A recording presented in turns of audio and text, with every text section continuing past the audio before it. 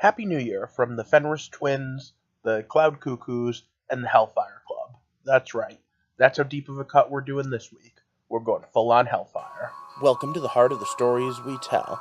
My name is Rob, and tonight I will be reviewing Gifted, episode 11. Seriously, 3 by 1? That X is not an X, it's a by.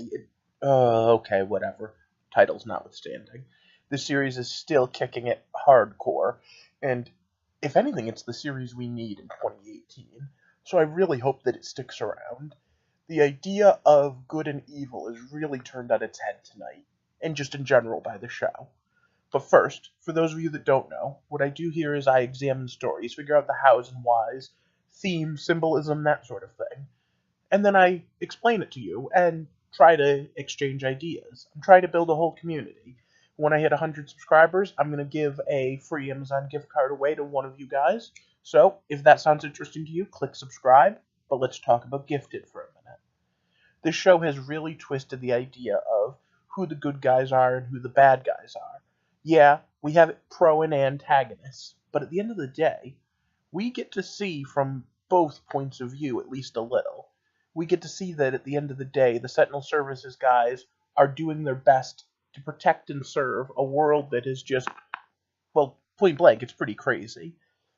And they haven't all gone overboard. Some of them are good people. They go and they work hard and they're trying to protect people and they're trying to uphold the law. Their friends and family are loved ones are worried about them every day.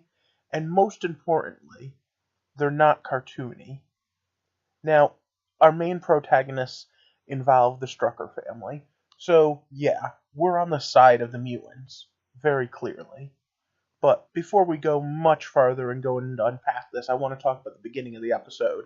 So I guess it's time to throw this up there. So once again, it's stop. Spoiler time. Ba-dun-dun-dun. I assume you've all seen the episode already. Alright. So, yeah, we get the beginning with the Hellfire Club. But then we immediately go to two funerals. The funeral of the agent that was killed, that was our main character's partner, and the funeral for Dreamer. At the same time, they're being intermixed, and they did that on purpose. They wanted to show that both sides have a clear point of view, and that both sides are being manipulated by people who are, well, let's just say evil. Yeah, there is definitely evil. The Cuckoos manipulated the mutants. The guy from Trask Industries manipulated Sentinel Services, and both of them were just trying to get along. Now, this continues on, the manipulation, the turning against your friends, when the family decides they have to leave because the Cuckoos are coming back. And I want you to think about this for a second. At what point do you stop and say, hey, these telepaths are dangerous and have already turned people against each other. We can't be here for this. And at what point do you sit there and say, no, this is something that's worth fighting for. We have to fight for it. And that's the whole idea of Xavier's dream. Protecting a world that hates and fears them. You need to put aside your fear and be able to sit there and say, no, I'm going to stand up for what's right, even if it's going to cost me everything. Because at the end of the day, I can't be worried about what's going to happen right now or in 5 minutes if it means selling out the world in the long run. I can't take the stance that Polaris does, that the ends justify the means. Instead, I need to protect the world as large and show that we're the good guys.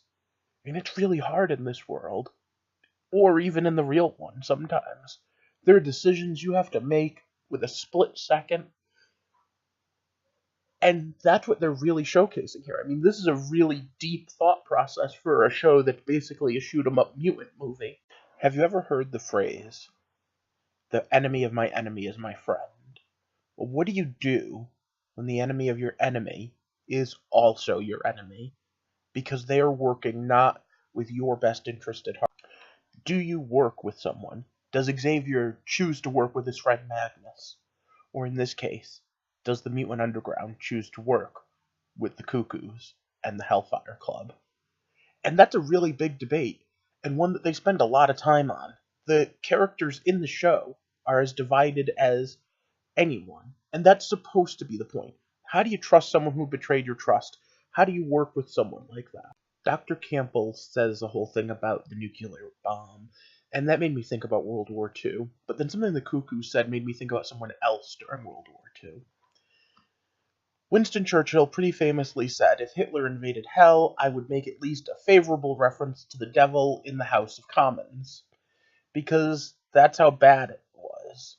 You sat there and you said, "I would work with the devil to beat my enemy." But Winston Churchill's not the only one that said such a thing. There are lots of people that have gone down that road.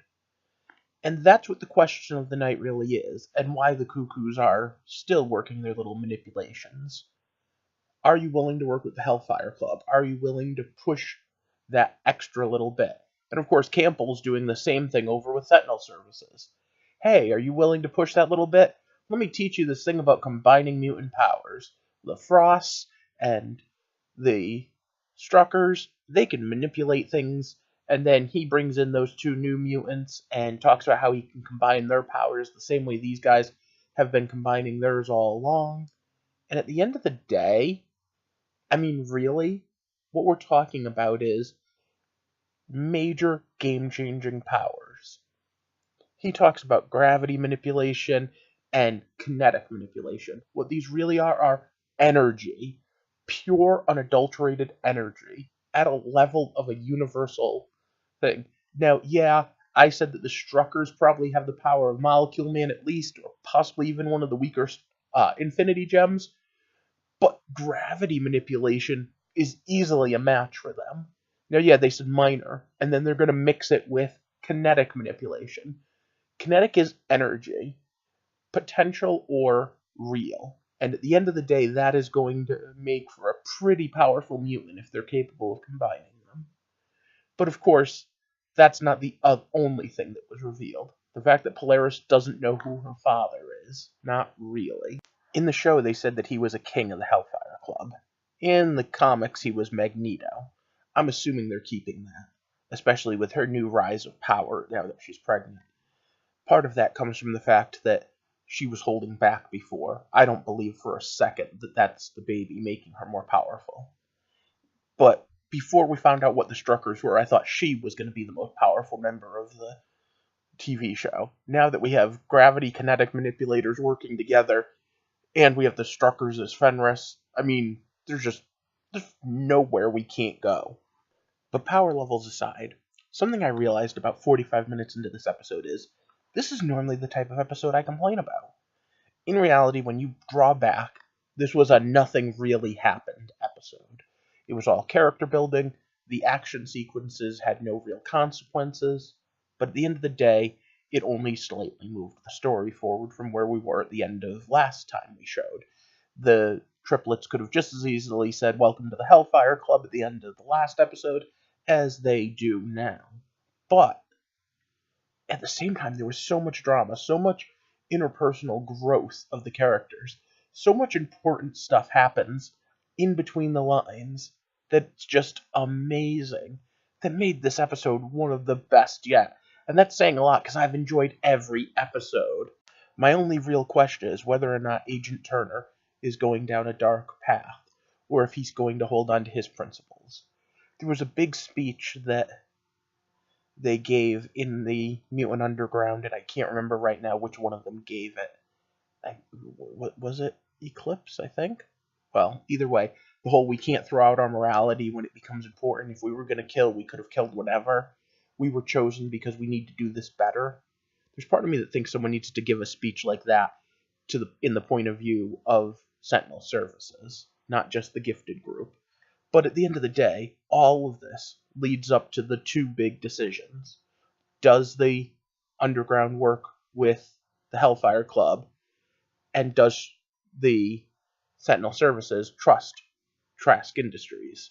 And of course, by the end of the episode, it looks like both of them are going to accept those offers.